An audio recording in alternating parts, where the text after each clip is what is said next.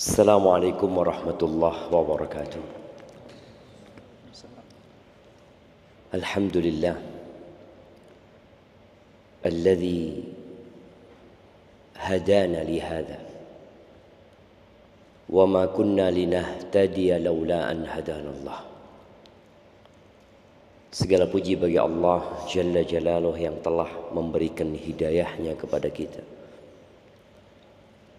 menunjuki kita jalan menuju ke surga, yang pada setiap sholat kita tidak pernah berhenti mengatakan ihdinas siratal mustaqim. Dan satu-satunya surat yang wajib dihafal oleh setiap muslim adalah Al-Fatihah, di mana surat tersebut dibaca berulang kali dan mengandung permohonan yang mendalam yang tidak pernah ditinggalkan sampai kapanpun. Ihdinas siratal mustaqim. Dan kita bersyukur kepada Allah Azza wa Jalla yang telah membimbing kita untuk menjadi orang-orang Islam, menjadi orang-orang yang beriman, dan semoga bimbingan itu sampai ke surga Allah Azza wa Jalla. Allahumma salli wa sallim ala abdika wa rasulika sayyidina wa maulana Muhammadin wa ala alihi wa ashabihi ajma'in. Amma ba'd.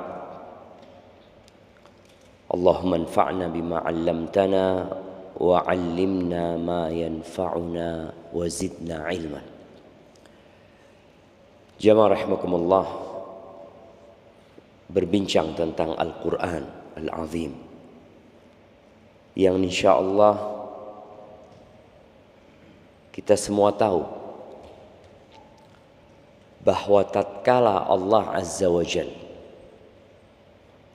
menurunkan Nabi Adam bersama Hawa dari surga ke dunia, Allah berpesan, fa imma ya'tiyannakum minni huda faman ittaba'a hudaya fala yadhillu wa la yashqa. Kata Allah, dan apabila datang kepada kalian petunjuk dariku, Allah akan menurunkan petunjuk, yang petunjuk itu adalah rute menuju jalan kembali.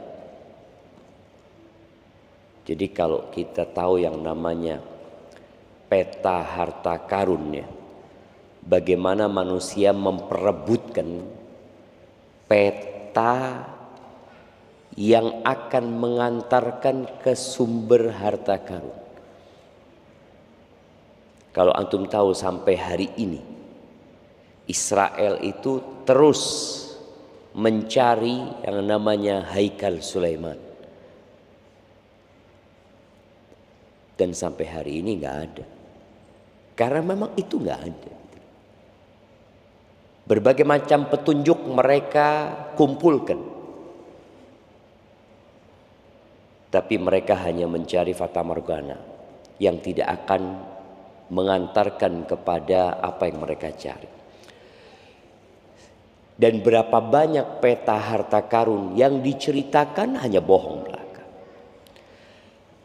Adapun Allah Azza wa Jalla dengan nyata menjanjikan kepada manusia, dan janjinya benar, Allah akan turunkan petunjuk, dan barang siapa yang mengikuti petunjukku fala yadhillu.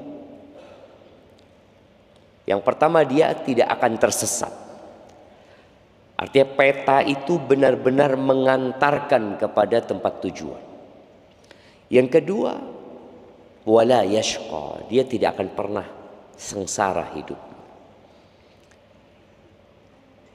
Allah utus Nabi Adam, Allah utus Nabi Nuh, Allah utus Nabi Hud, Allah utus Nabi Saleh, Nabi Ibrahim, sampai kemudian ke Nabi Musa alaihissalam. Allah turunkan Taurat kepada Nabi Musa, Allah turunkan Zabur kepada Nabi Daud, dan Allah turunkan Injil kepada Nabi Isa alaihissalam, dan petunjuk yang terakhir Allah turunkan Al-Quran.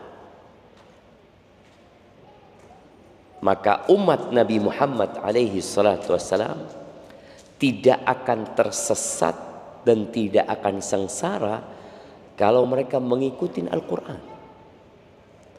Tapi sebaliknya, waman a'rada an dzikri fa inna lahu ma'isyatan dhanka. Barang siapa yang berpaling dari zikri, dari peringatanku, dan Allah menyebut Al-Quran ini az-zikr. Apa kata Allah Azza wa Jal? Inna nahnu nazzalna dzikr wa inna lahu lahafidhun. Sesungguhnya kami yang menurunkan az-zikr dan kami yang akan menjaganya. Bagaimana cara Allah menjaga az-zikr?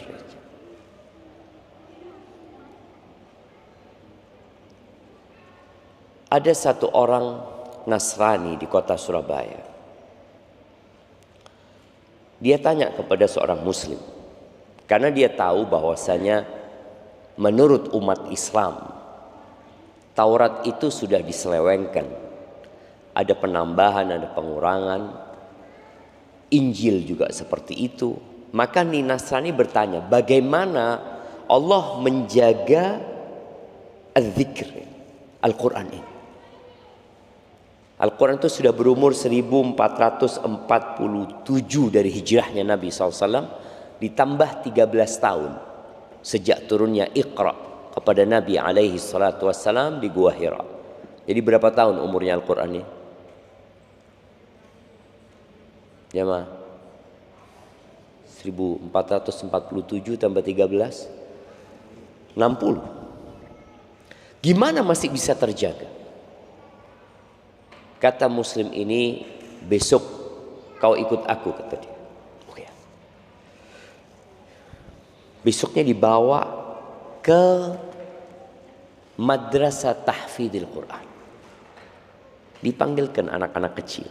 Nih, hafal berapa? Ini umur 9 tahun sudah hafal 15 juz. Yang ini umur 11 tahun sudah hafal 30 juz. Ada yang 25 juz, macam-macam. Lalu dikatakan kepada Nasrani, seperti ini salah satu sarana dijaganya az-zikr. Beda dengan Injil dan Taurat, di mana ada madrasah mereka yang khusus untuk menghafal Injil dan Taurat, yang mana setiap negeri Tauratnya berbeda, Injilnya lain. Ada Injil bahasa Madura, ada Injil bahasa Perancis, ada Injil bahasa Jerman, ada Injil bahasa Belanda. Yang mau dihafal yang mana? Berbeda dengan Al-Quran. Di seluruh penjuru dunia,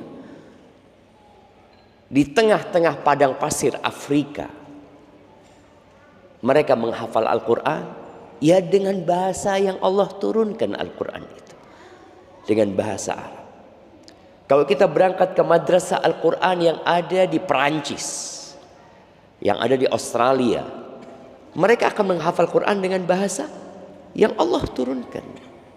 Kalau kita datang ke Kutab Rabbani di sini, bagaimana anak-anak menghafal Al-Quran? Tadi kita dengar Zubair membacakan ayat-ayat Al-Quran. Itu ayat sama yang dibaca dengan yang dibaca di tengah-tengah belantara Afrika sana. Sama.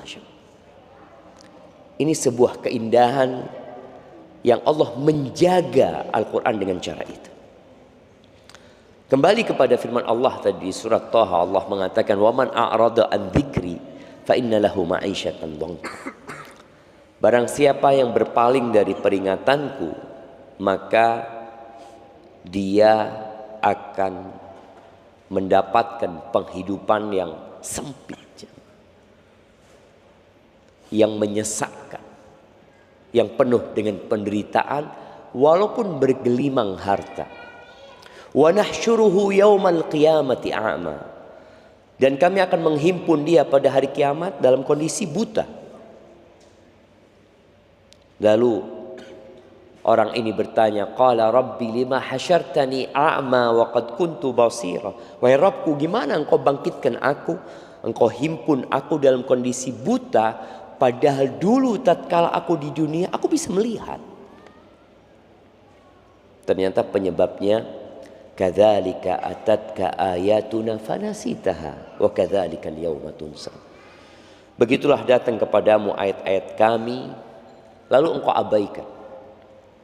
Maka hari ini engkau akan dilupakan, ditinggalkan.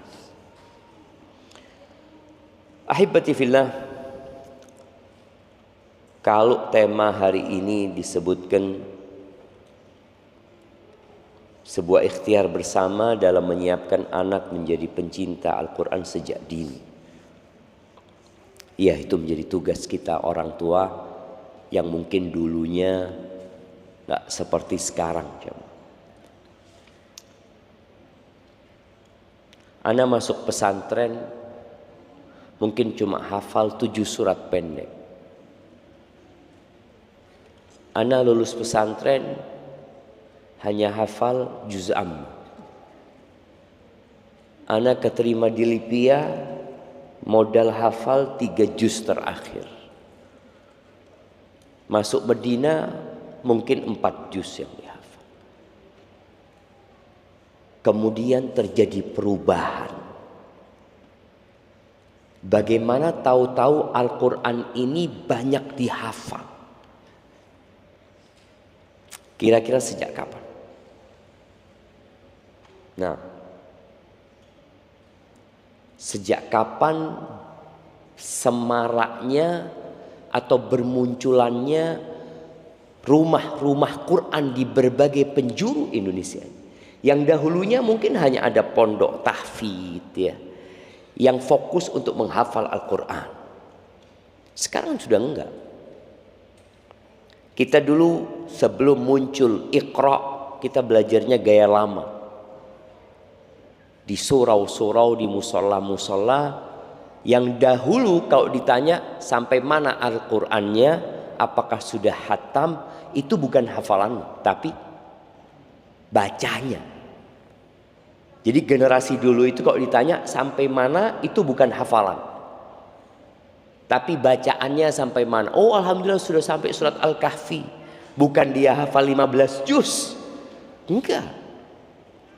Karena yang ditekankan hanya membaca generasi dulu. Kapan munculnya banyak orang-orang yang menghafal Quran? Wallahu a'lam. Sejak masuk di televisi mungkin. Bermunculannya hafidz cilik ya, diperlombakan di mana-mana. Akhirnya semakin membumi Al-Quran. Dan alhamdulillah ini menjadi hikmah yang sangat mulia bagi kita bersama. Sejak zaman dulu sejatinya para salafus soleh, mereka sangat perhatian dalam mendidik anak-anaknya untuk menghafal Al-Quran sejak dini. Tapi memang yang perlu ditekankan, ada fase yang dilewatin anak-anak itu di mana cara dan metode mendidik anak-anak agar mencintai Al-Quran berbeda. Sahabat-sahabat Nabi radhiyallahu taala anhum, banyak di antara mereka yang masuk Islam sudah tua, bukan anak-anak. Abu Bakar masuk Islam umur berapa? Nah, umur berapa? Abu Bakar pertama kali mendengarkan Al-Quran itu umur berapa?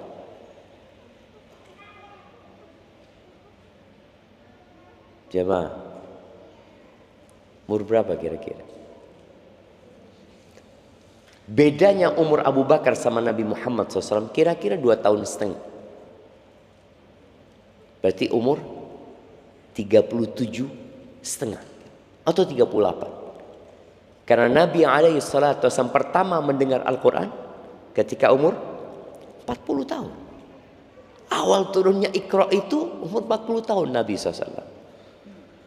Kemudian kalau kita melihat Utsman berapa umurnya. Umar mendengarkan Al-Quran itu kapan? Setelah 5 tahun dari turunnya Al-Quran ya. Artinya dia mendengar kemudian mengikutinya. Jadi mereka banyak yang sudah tua. Ali bin Abi Thalib enggak. Dia masih muda belia. Bahkan posisinya ya remaja. Lalu kita melihat bagaimana nanti sampai di kota Madinah Nabi SAW bertemu dengan sahabat-sahabat yang lahir dalam kondisi Islam sudah. Mereka tumbuh besar mulai mendengar Al-Quran. Apabila ada orang yang baru masuk Islam, contohnya Umair ibn Wahab al-Jumahi. Ini ada hadiah yang diberikan ke jamaah. Nanti dikasih hadiahnya ya. Siapa yang tahu kisahnya Umair ibn Wahab al-Jumahi? Umair bin Wahab al-Jumahi ini, dia itu terkenal dengan sebutan Syaitanu Quraisy. Setannya Quraisy.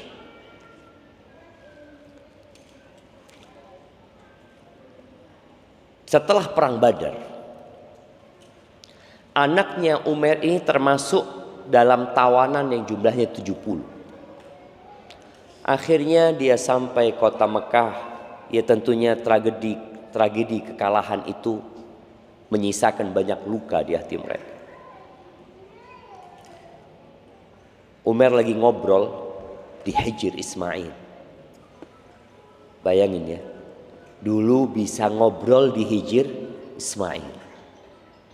Sekarang mau masuk saja harus pakai ihram. Dulu ngobrol di Hijr Ismail. Umar mengatakan, wallahi laula dainun alayya, demi Allah kalau bukan karena utang yang aku tanggung, wa iyalun akhafu daya'ahum, dan keluarga yang aku takut terlantarnya mereka, la raqibtu ila Muhammadin, aku akan berangkat ke kota Madinah menjumpai Nabi Muhammad SAW, aku akan bunuh dia. Dan aku punya alasan untuk datang ke Madinah, menebus anaknya. Akhirnya Safwan bin Umayyah mengatakan, utangmu aku tanggung, lunas. Keluargamu kalau ada apa-apa sama engkau, aku gabung kepada keluargaku. Akhirnya Umair bin Wahab ini mengatakan kepada Safwan, kau jangan ngomong siapa-siapa. Pedangnya dia asah, lalu dia kasih racun, dia berangkat ke kota Madinah. Singkat cerita sampai kota Madinah, Nabi SAW ketika berjumpa dengan Umair yang dia bawa pedang, yang ketika datang sama Umar dipegang lehernya, dibawa menjumpai Nabi SAW. Nabi bertanya kepada Umar, engkau datang mau apa? Kata dia. Ya, untuk urusan tawanan ini. Kata dia. Terus kenapa engkau bawa pedang? Apa gunanya pedang ini setelah kekalahan kita di perang Badar? Kata dia. Usduqni ya Umair, coba engkau jujur sama aku, kenapa engkau datang? Dan itu yang sudah aku sebutkan, kata dia. Lalu Nabi SAW berkata, bukankah engkau duduk bersama Safwan di Hijr Ismail, lalu kalian tukar cerita tentang perang Badar, kemudian kau mengatakan kalau karena bukan utang dan keluargaku pasti aku akan datang ke kota Madinah membunuh Muhammad SAW. Apa kata Umar? Asyhadu an la ilaha illallah wa annaka rasulullah. Demi Allah, enggak ada yang tahu itu kecuali aku sama Safwan. Dan Allah telah memberitahu. Ini baru masuk Islam, sudah tua, sudah punya anak, mungkin sudah punya cucu. Apa kata Nabi SAW kepada para sahabatnya? Setelah Umar masuk Islam, diperintahkan 3 hal. Kata Nabi SAW, faqihu akhakum fi dinihi wa aqri'uhu al-Quran wa khallu asirahu atau atliqu asirahu. Kata Nabi SAW, fahamkan dia tentang agamanya. Dia harus paham, dia udah masuk Islam nih.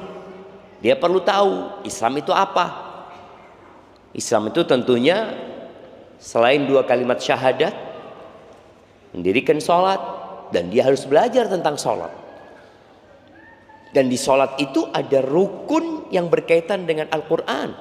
Itu surat Al-Fatihah.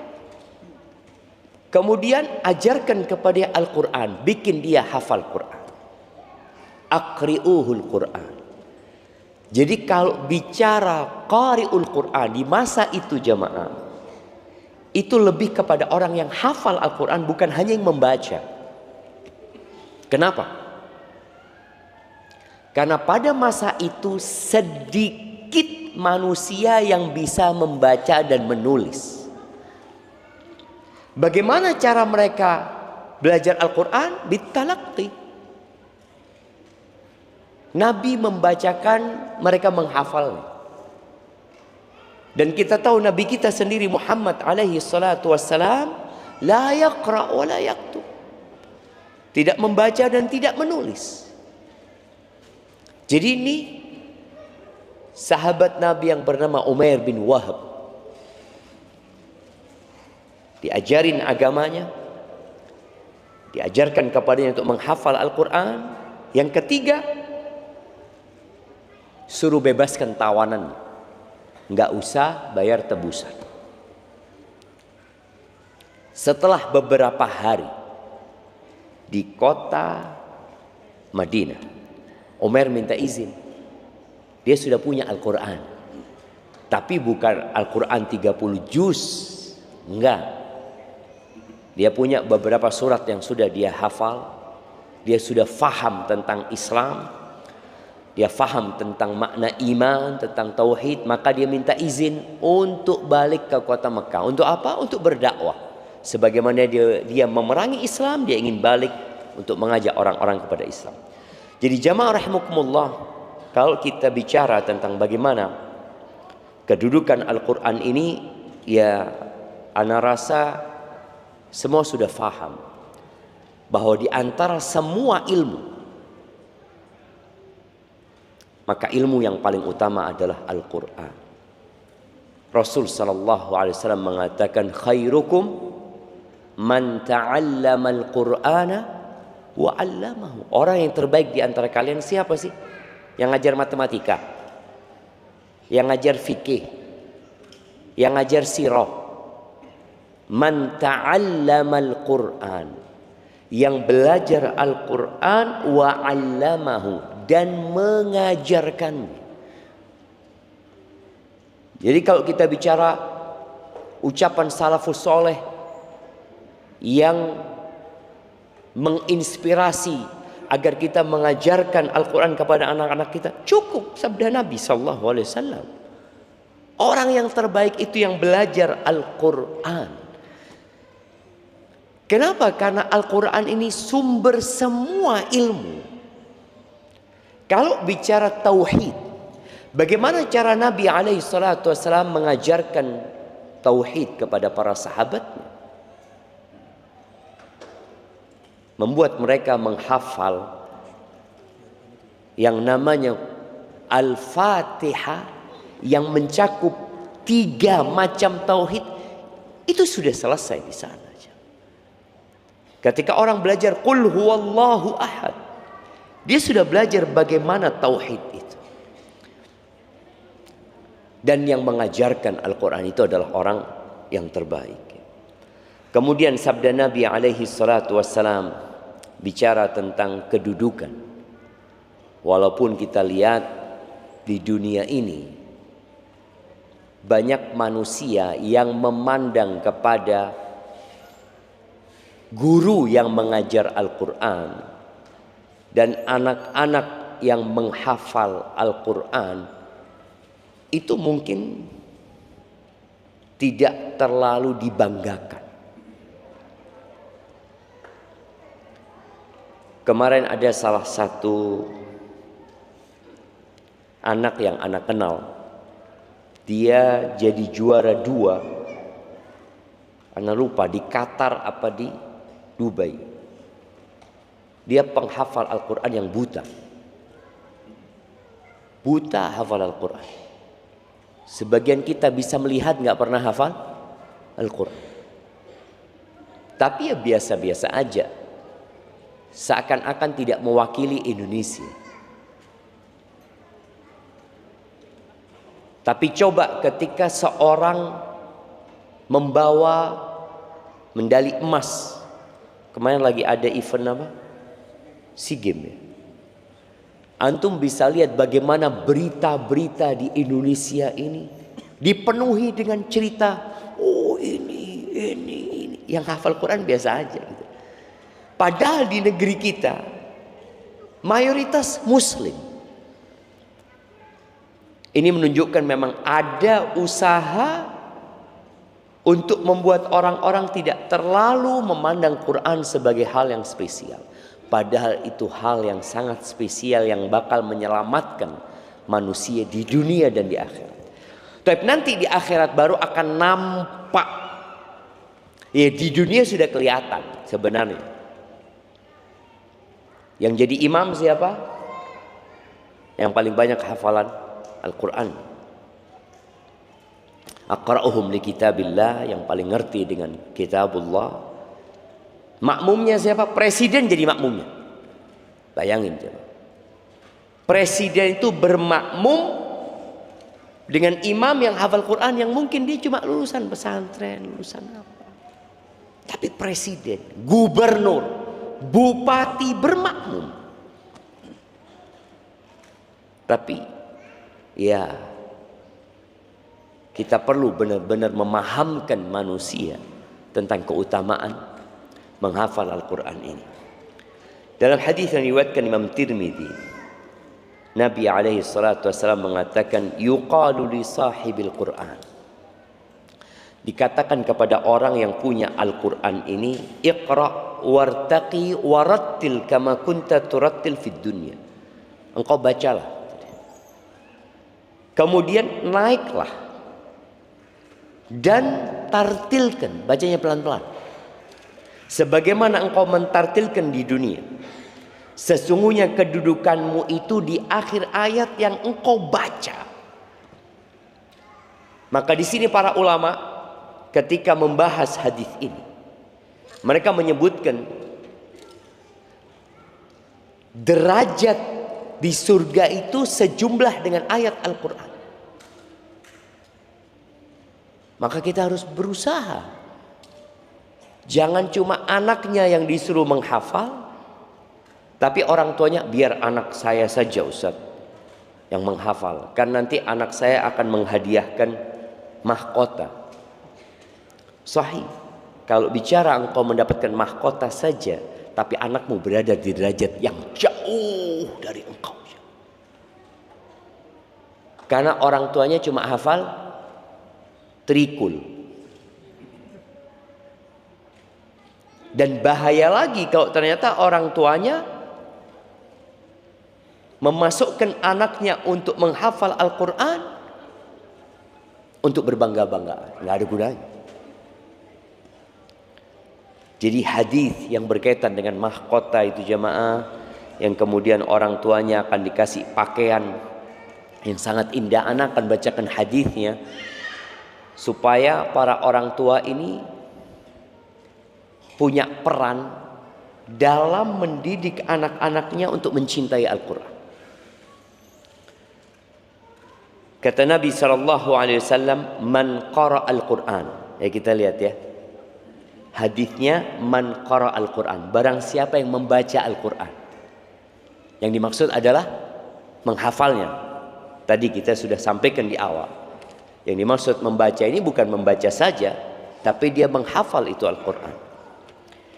Wa ta'allamahu, kemudian dia mengkajinya, mempelajarinya.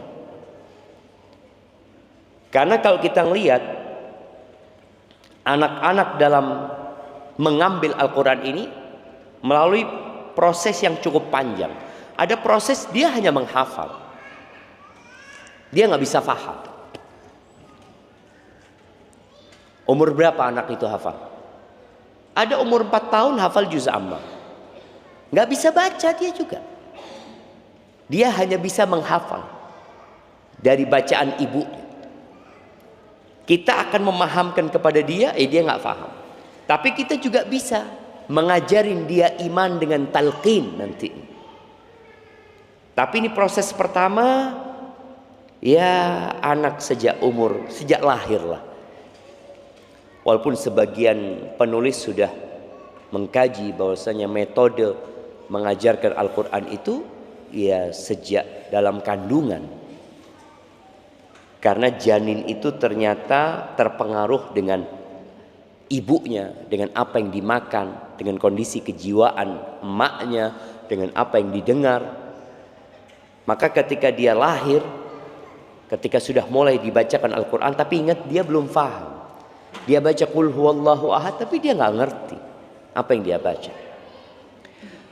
Lalu nanti wa ta'allamahu, dia mempelajarinya. Makanya harapan kita anak-anak nanti yang belajar di kutab ini, selain dia khatam 30 juz, atau ada yang hafal hanya sampai 15 juz, 10 juz, tapi semuanya sudah membaca Al-Quran itu dengan artinya.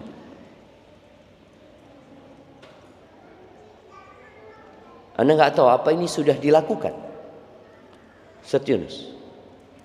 Jadi anak yang hafal 1 juz berarti dia sudah baca artinya 1 juz. Berarti belum masuk kurikulum.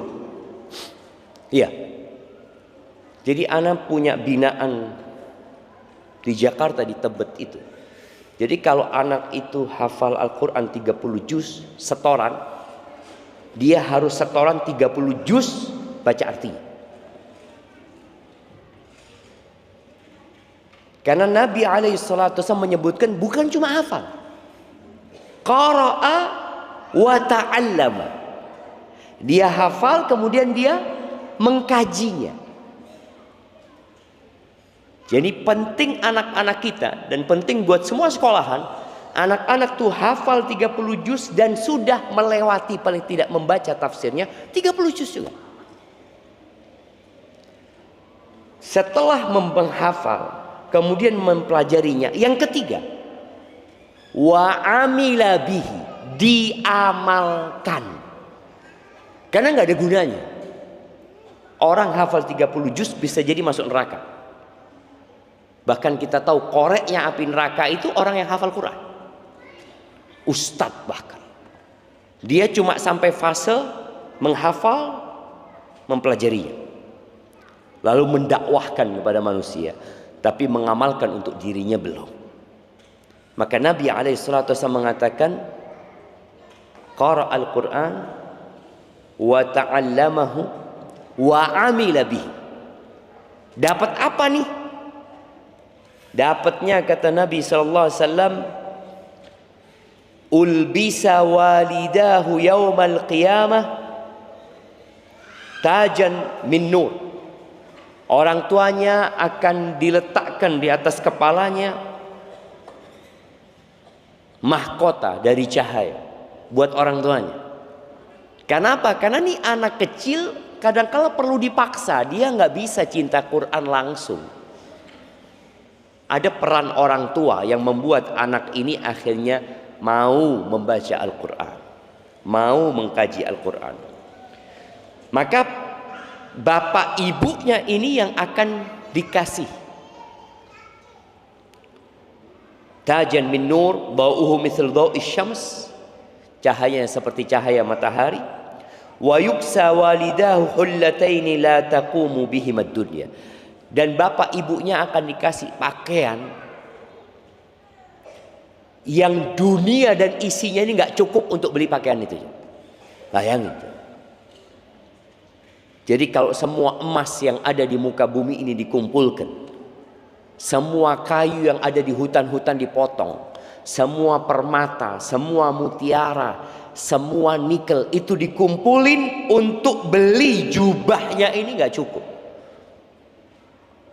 Dan itu diberikan kepada orang tua.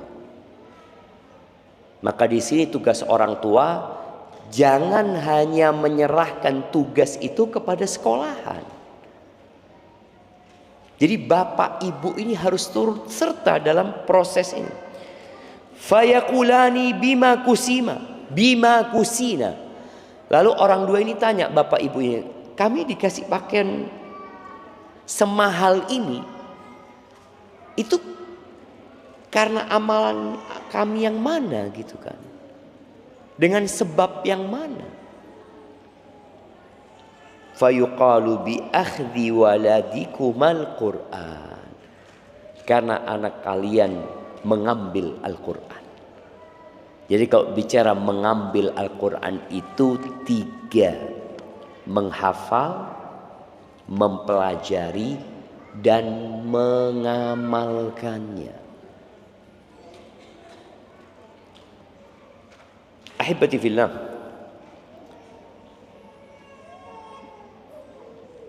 ana akan membacakan ucapan Ibnu Hazm ya, bagaimana dia memotivasi para orang tua agar anaknya itu belajar Al-Quran. Ingat, Al-Quran ini tadi sumbernya ilmu. Jangan sampai anak-anak kita itu nanti hafal Quran tapi ilmunya nggak ada. Karena orang-orang Yahudi itu Allah gambarkan mereka kamatsalil himari yahmilu asfara, seperti keledai yang bawa kitab. Apa gunanya? Oh, kitabnya banyak, bermanfaat. Nggak ada gunanya.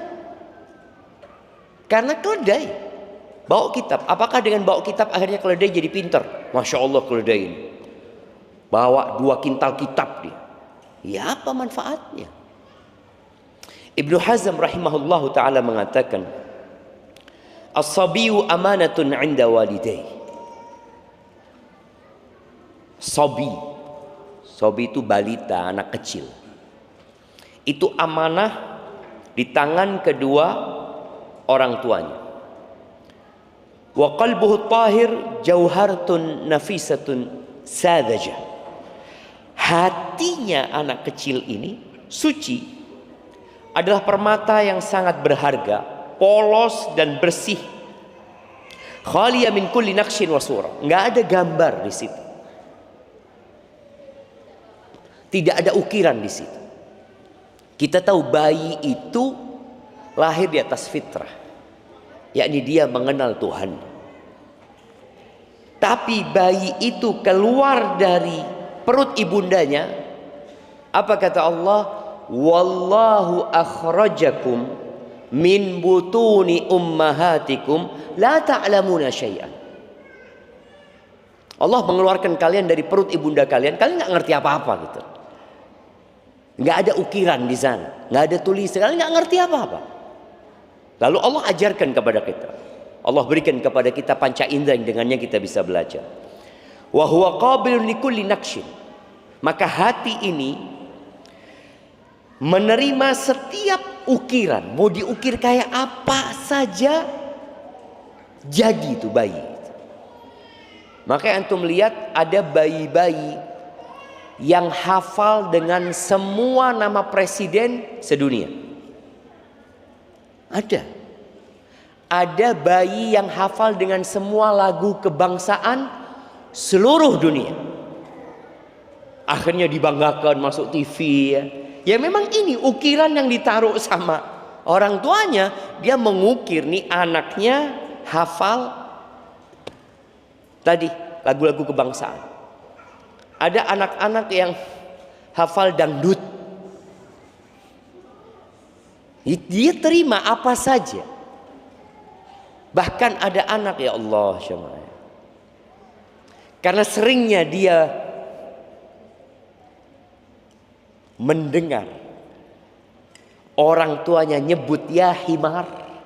Ini di Arab itu kadang-kala orang kalau marah, ya ada kata umpatan yang tidak patut dicontoh ya. Dia memanggil ya himar, wahai keledai. Si anak ini belum bisa baca, belum bisa nulis, tapi sudah bisa ngomong ya himar. Karena itu yang dia diukir oleh orang tuanya di hatinya dia. Wa ma'il ila kulli ma yumalu bihi ilai. Dan anak itu akan condong kepada apapun yang diarahkan kepadanya. Jadi walaupun anak itu sudah punya fitrah tadi, tapi ini orang tua bagaimana mengembangkan fitrah itu? Dia akan menjadi orang beriman, kemudian dia berikan Al-Quran kepada hatinya ini, atau dia bawa ke tempat lain. Makanya ada anak-anak yang kemudian jadi Yahudi. Kejadian di tsunami Aceh dahulu, itu banyak anak-anak yatim yang kemudian diasuh oleh beberapa gereja. Ya sudah, kira-kira akan jadi apa nantinya mereka. Lalu kita lanjutkan ucapan Ibnu Hazm, fa in uidal khair wa ullimahu nasha alaihi wa sa'ida fid dunya wal akhir. Kalau nih anak dibiasakan berbuat baik, artinya orang tuanya membiasakan, karena ada kondisi anak itu belum bisa faham, tapi pembelajarannya dengan pembiasaan. Seperti sholat. Sebenarnya kita wajib sholat itu sejak kapan? Ya mah, sejak balik kan? Tapi ternyata anak itu sudah dibiasakan sejak kapan? Sejak umur 7 tahun. Harus dibiasakan. Ini orang tuanya yang diperintahkan. Kalau anak kan nggak ngerti. Apakah anak 7 tahun dikasih tahu, nah engkau harus sholat. Sholat ini rukun Islam. Nggak apa-apa dikasih nasihat tuh anak. Tapi yang perlu dilakukan oleh orang tua adalah membiasakan anak itu untuk sholat. Soalnya kalau sudah kita berbicara sama dia tentang hukum nantinya, boleh jadi dia punya ilmunya. Ayah, aku kan belum balik. Kan nggak dicatat sama malaikat. Aku diajarin sama ustadz di kelas bahwa pena malaikat itu mulai menulis kapan? Setelah balik. Dan aku belum balik. Itu jadi masalah. Boleh jadi anak itu akhirnya menentang. Tapi di sini orang tua memahamkan anaknya bahwasanya memang kita diperintahkan sama Nabi SAW untuk membiasakan dia sholat. Biasakan dia sholat. Dia tahu dengan perintah Nabi SAW. Orang tua disuruh. Kalau engkau umur 10 tahun nggak sholat, kita diperintahkan untuk memukul. Maka ketika anak kecil itu dibiasakan berbuat baik dan diajari, Ibnu Hazm menyebutkan 2, uwida wa ullim. Dibiasakan dan dikasih ilmunya. Kenapa engkau kok harus sholat? Bicara sodako. Ana masih ingat ya, bagaimana kita pada waktu kecil, ana lah sama ibu ana itu dikasih duit kalau berangkat sholat Jumat untuk ditaruh di mana? Di kotak amal. Masih ingat ya? Nunggu kita ini kotak amal tuh lewat kan? Lewat, kita keluarkan taruh gitu ya. Terus kalau banyak duitnya kita tunjukkan sama orang kalau banyak duitnya itu kan. Karena ya dia hanya ingin menunjukkan dia senang. Terus seperti itu pembiasaan. Sambil diajarin tadi. Makanya anak punya anak Yusuf, kadang-kadang anak kasih duit. Anak kasih duit dia untuk uang saku 5.000 atau 2.000 atau 3.000. Anak kasih yang buat sodakoh lebih besar dari uang saku dia aja. Maka dia lihat sama bapaknya, bah, kata dia, ini aja yang buat Yusuf, ini yang sodakoh, kata dia. Dia mau sodakoh yang 5.000, yang banyak mau dia gunakan untuk saku. Ini salah satu bentuk kita mengajarkan kepada, enggak, ini kan cukup engkau. Ini nih duit yang kau sodakohkan, itu sebenarnya yang akan menunggu kita di akhirat. Itu bentuk pembelajaran. Kita ajarin dia dengan pembiasaan, lalu kita ajarin. Ibnu Hazm menyebutkan sekali lagi di sini, uwida wa ullim. Dibiasakan dan diajari. Bukan hanya anak itu disuruh berbagi tapi tidak pernah mendapatkan pelajaran. Contoh nih, anak disuruh berbagi sama tetangganya. Biasanya orang-orang itu nyuruh pembantunya, oh kirimkan ke tetangga. Jangan, suruh anaknya. Dan Anda melihat di Arab ya, bagaimana pembiasaan di Saudi ini ya, anak-anak itu berkhidmat kepada tamu. Jadi kalau ada tamu, yang menyuguhkan makanan itu bukan pembantu. Siapa? Anak. Anak fulan, dia bawa kopi, dia bawa teh, dia buat jajan. Selesai dia yang mengangkat. Ini salah satu bentuk pembiasaan. Sambil diajari, engkau punya kewajiban menghormati tamu ini dan itu. Kalau anak ini dari sejak kecil dibiasakan kebaikan, kemudian diajari, maka dia akan tumbuh besar di atas kebaikan. Karena wayan sya'un nasyi'ul fityani minna ala ma awwadahu abu. Anak itu ya tergantung orang tuanya tumbuh besar. Maka sampai dikatakan idza kana rabbul baiti bid-duffi dhariban fasimatu ahlil baiti ar-raqs wal ghina. Kalau bapaknya itu pegangannya rebana, gambusan terus ya mah. Apa yang terjadi sama anak-anaknya? Ya dia tumbuh besar jadi penyanyi dan jadi rockers itu apa? Penjoget. Ya itu kerjanya dia. Tapi kalau dibiasakan kebaikan, diajari, maka anak itu akan sa'ida fid dunya wal akhirah. Di dunia dia akan berbahagia, di akhirat dia akan berbahagia. Wa syarakahu fi thawabihi abuhu. Dan akan sharing pahala. Subhanallah ya. Allah itu maha baik. Anaknya tumbuh besar, bapaknya yang membiasakan, maka bapaknya akan dapat pahala. Wa kullu muallimin lahu. Dan setiap guru yang ikut mengajarkan. Sekarang Masya Allah dengan adanya sekolahan, banyak orang tua yang terbantu. Terbantu apa jemaah? Ibu-ibu khususnya. Terbantu dia bisa punya waktu free untuk pegang HP, untuk berolahraga, untuk masak, untuk aktivitas lainnya, atau untuk bekerja sebagai. Maka di sini gurunya pun akan mendapatkan bagian pahala.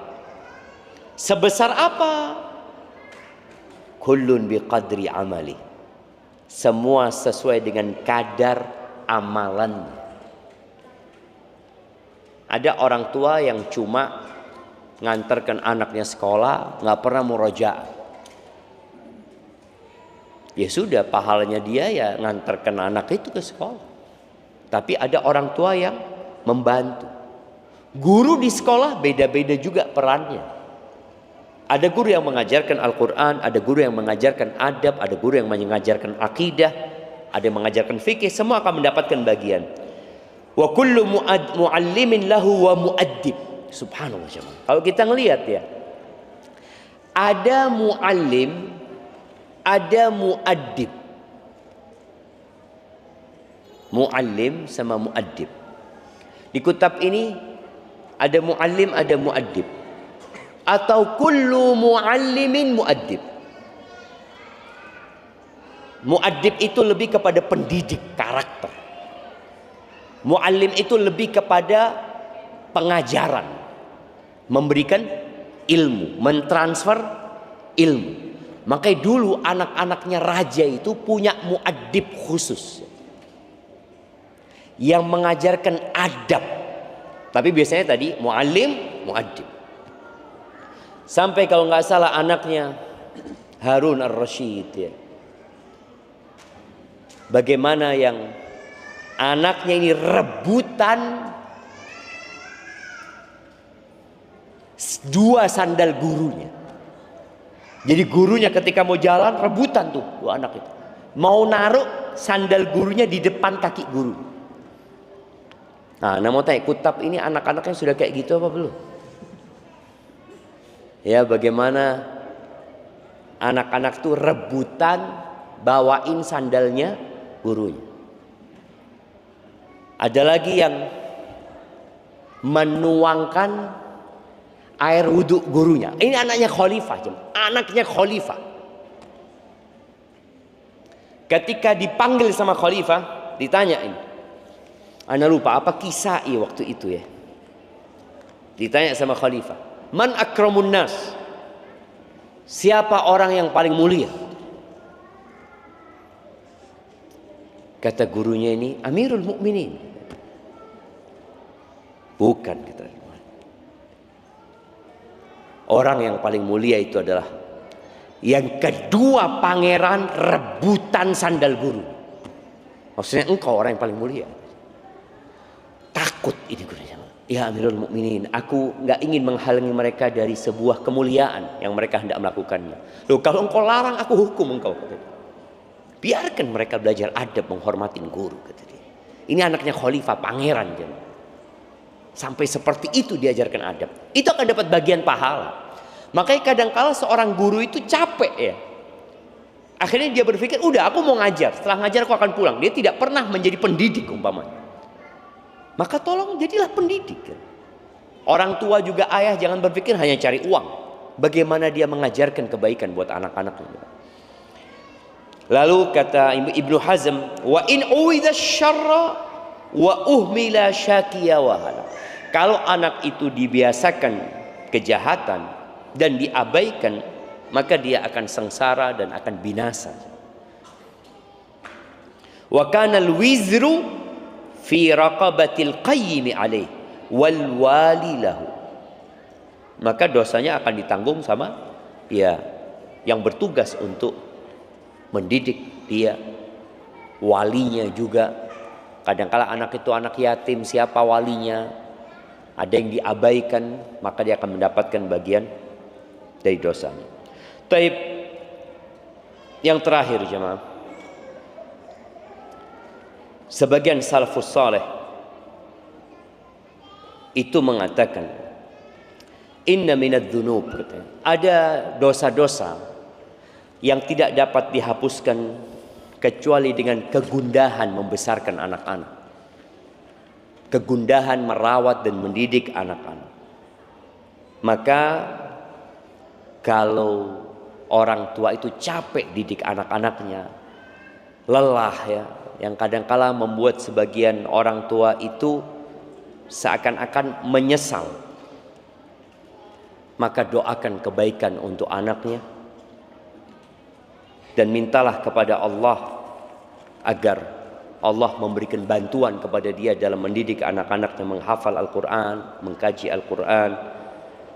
Dan kalau sudah menyerah, nih ada orang tua sampai titik sudah nyerah, maka katakan kepada Allah, Allahumma innaka ta'lam anni ijtahadtu fi ta'dibi waladi. Ya Allah, engkau sudah tahu ya Allah, aku sudah berusaha maksimal ya Allah untuk mendidik, membesarkan anakku. Aku nggak mampu ternyata ya Allah. Allahumma fa'adibhu li. Ya Allah, tolong didik dia buat aku ya Allah. Jadi minta sama Allah. Jadi memang dalam semua proses itu jangan pernah bersandar kepada diri sendiri, tapi selalu minta tolong sama Allah Subhanahu wa ta'ala. Semoga anak-anak kita menjadi anak-anak yang menghafal Al-Quran, anak-anak yang mengkaji dan mempelajari Al-Quran, dan anak-anak yang mengamalkan Al-Quran itu. Barakallahu fiik. Itu mungkin dapat Anda sampaikan, kurang lebihnya mohon maaf. Baik. Cek. Jazakumullah khairan kepada Ustaz Syafiq Rizal Salama atas pemaparan materi yang insyaallah kita mendapatkan banyak sekali faedah, dan masih ada waktu untuk sebelum melanjutkan sesi kedua Ustaz, mungkin sedikit tanya jawab atau yang Ustaz pemberian hadiah juga bagi yang bisa menjawab pertanyaan dari Ustaz mungkin. Iya monggo, ada pertanyaan dulu ya. Mungkin kita mulai dengan pertanyaan terlebih dahulu, mungkin ada dari bapak-bapak yang ingin bertanya. Baik, silakan.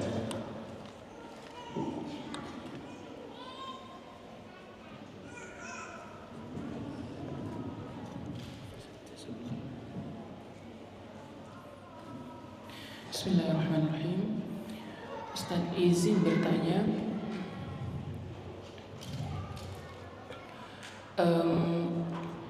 kalau kita melihat pendidikan zaman Rasul, bahwa mungkin Ana belum pernah mendengar, mohon bimbingan antum, sepertinya tidak pernah terdengar bahwa Rasul bersikap keras atau tegas dalam artian hukuman fisik dalam mendidik anak kecil. Tapi di belakangan ketika Rasul menyebutkan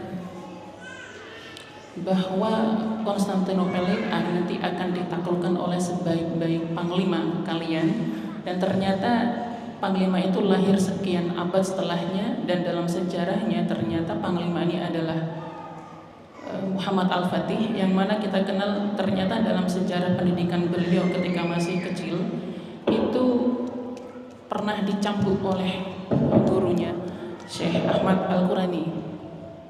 Nah, dari latar belakang ini kemudian saya bertanya, bagaimana kemudian batasan hukuman yang kita berikan ke anak-anak? Artinya sampai tahap apa sih kita boleh menghukum sang anak dengan hukuman cambukan itu? Atau cambukan dimaksud itu juga cambukan bermakna filosofis atau memang harfiah?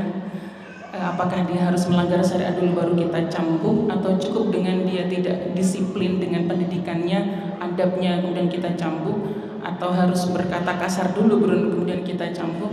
Tahapan pemberian hukuman cambukan itu bagaimana, Ustaz? Jazakallah khairan. Masya Allah, barakallahu fiik. Naam, ahibati fillah. Berkaitan dengan pendidikan dengan memukul, di dalam agama kita ada pendidikan dengan memukul, tapi hukum asalnya mendidik itu dengan kasih sayang, bukan dengan kekerasan. Maka Nabi alaihi salatu wasallam mengatakan, "Idza aradallahu bi ahli baitin khairan anzala alaihimur rifq." Kalau Allah ingin kebaikan kepada satu keluarga, Allah turunkan kelembutan di rumah itu. Kan kita ngelihat ada keluarga yang keras ya, mbahnya, bapaknya, buyutnya semuanya keras. Tapi ada keluarga yang Masya Allah lembut mereka, dan anak-anaknya jadi tumbuh besar menjadi orang-orang bermanfaat, tidak dengan kekerasan, dengan kelembutan. Tapi ada kondisi-kondisi yang memang perlu kekerasan. Dikatakan perlu ini melihat situasi dan kondisi. Contohnya, sebelum bicara anak, bicara ibunya anak-anak. Ibunya anak-anak itu Allah Azza wa Jalla berfirman di surat An-Nisa insyaallah ayat 35. Allah katakan, "Wallati takhafuna nushuzahunna fa'idhuhunna." Dan istri-istri yang kalian takut mereka nusyuz, enggak nurut, enggak taat, membantah, sudah mulai keluar dari rel, apa yang harus dilakukan? Fa'idhuhunna, mau'idhah hasanah. Jadi tahapan dalam mendidik itu adalah dengan memberikan mau'idhah. Mau'idhah hasanah ini adalah nasihat yang di situ ada targhibun wa tarhib. Di situ ada rayuan-rayuan atau iming-iming, kalau engkau melakukan ini engkau akan mendapatkan ini, tapi kalau engkau nggak taat nanti berbahaya buat engkau akan mendapatkan azab Allah. Jadi diberi mau'idhah hasan. Proses berjalan. Mau'idhah itu nggak sekali ya. Kadangkala 1, 2, 3 kali, nanti dilihat bagaimana perkembangannya. Tatkala proses ini sudah dijalani dan ternyata tidak ada impact, nggak ada perubahan di diri dia. Apa kata Allah? Wahjuruhunna fil madaji. Ada yang namanya pisah ranjang. Setelah pisah ranjang ini sebagai bentuk bahwasanya serius nasihat itu, bukan main-main. Baru yang terakhir, wadribuhun, pukul mereka. Ada pemukulan di sini apabila dibutuhkan dan dikira ada manfaatnya. Jadi ingat, memukul dalam rangka mendidik berbeda dengan memukul untuk melampiaskan emosi. Yang kedua itu haram hukumnya. Kalau yang pertama itu dapat pahala apabila memukulnya sesuai dengan syarat dan ketentuan. Tidak melukai, tidak mememarkan, ya. Tidak di wajah juga nggak boleh gitu loh. Kembali kepada anak nih. Bagaimana mendidik anak itu? Rasul sallallahu alaihi wasallam menyebutkan ada sebuah hadis yang hadisnya sebenarnya dhaif. Sebagian ulama menghasankannya. Bunyi hadis ini, "Alliqus saut haitsu yaraha ahlul bait." Kalian gantung pecut itu di tempat yang dilihat oleh keluarga. Karena memang ada orang-orang yang harus dipecut. Yang kalau lihat pecut, aduh, dia jadi takut gitu. Makanya manusia ini nggak sama cara mendidik. Ini hadis sebagian ulama menghasankan. Kemudian hadis tentang sholat tadi. Nabi alaihi salatu wassalam mengatakan, muru auladakum bis shalah wa hum abna'u sab'in. Suruh anak kalian sholat ketika mereka umur 7 tahun. Wadribuhum 'alaiha wa hum abna'u 'ashrin. Ketika umur 10 tahun dia nggak sholat, pukul. Artinya ada proses 3 tahun tanpa pemukulan. Tapi pecutnya digantung. Tidak dipecut gitu loh jamaah. Karena sebagian ulama yang menghasankan hadis ini ada yang memaknai bahwasanya pecut itu dalam rangka orang tua ini supaya nggak berhenti mendidik anaknya. Bukan memukul gitu, tapi dia terus mendidik anaknya. Nggak setiap kesalahan dipukul. Dan kemudian anak-anak itu ketika mendidik, orang tua ketika mendidik anak itu, kalau tadi ditanyakan, apakah perlu ngangkat suara, marah-marah dulu kemudian dipecut? Nggak perlu. Karena boleh jadi anak itu ketika orang tua teriak-teriak, dia bukan malah respect sama orang tuanya. Jadi kalau dipukul itu fisiknya yang kena, kalau diteriakin mentalnya yang kena itu. Maka lebih baik dia dikasih nasihat, nah engkau kan sudah melanggar. Abah sudah ngomong, kalau engkau melanggar, hukumannya ini. Oh, dia tahu. Dia tahu dengan pelanggarannya, dia tahu dengan hukumannya. Tapi kalau teriak-teriak, dia nggak tahu kalau bapaknya mau teriak-teriak gitu. Yang dia tahu kalau aku melanggar ini, umpamanya dikatakan pulang jam 5 ya. Ternyata dia pulang jam 6. Ya, hukuman itu diberlakukan. Ingat, kalau bermanfaat. Kalau tidak bermanfaat, jangan dipukul. Ada anak-anak yang kalau dipukul malah dia kabur dari rumah. Apa gunanya dipukul? Maka orang tua harus memahami karakter anaknya. Jadi ingat, Islam itu ada pendidikan dengan memukul, tapi dalam kondisi yang mendesak. Hukum asalnya mendidik dengan kelembutan. Jadi seperti kalau tadi dikatakan Muhammad Al-Fatih, bagaimana dia pernah dipecut. Ya kadang-kala pecut itu yang membuat dia jadi tumbuh besar. Tapi memang Muhammad Al-Fatih itu, ana baca sejarahnya bagaimana ibunya tiap pagi gendong dia, menunjukkan kepada anaknya, tuh lihat tonak. Anak ini belum paham, tapi sama ibunya mulai ditanamkan. Kalau lihat itu benteng, Nabi Muhammad SAW pernah menjanjikan bahwa Konstantinopel akan ditaklukkan. Ni'mal amir amiruha ya, wa ni'mal jaish jaishuha. Dijelaskan itu sama ibunya. Terus anak itu, sang ibu berharap engkau nak jadi itu nak nanti. Jadi pendidikannya itu bukan hanya dengan memukul tadi. Jangan dipikir Muhammad Al-Fatih dengan pukulan itu enggak, ada banyak proses ya. Tapi pemukulan itu jadi salah satu Metode mendidik ketika dibutuhkan. Teriakan, emosi itu kadang-kadang tidak mendidik. Malah membuat anak itu sakit mentalnya, boleh jadi dibawa sampai mati. Kaki anak, betis anak ini sering dipukul. Dulu orang tua, ya setiap orang punya alat pemukul masing-masing. Anak punya sepupu, orang tuanya memukul pakai sabuk. Anak punya abah, mukul pakai sapu lidi. Sapu lidi. Kadang-kala 5 kali, 10 kali ya sudah. Dan abah anak ceritakan ya dalam rangka supaya anaknya jadi orang, nggak jadi macan gitu. Mukul itu kadang-kala untuk mengingatkan. Jadi pendidikan memukul itu ada dalam Islam, tapi harus sesuai dengan syarat dan ketentuan. Jangan sampai menampar wajah anaknya. Karena ada orang tua juga yang masih memukul dengan menampar. Tidak seperti itu. Dan ingat, bukan dengan emosi, tapi dengan jiwa untuk mendidik. Ingat dengan pesan Nabi SAW. Barakallahu fikum. Nah.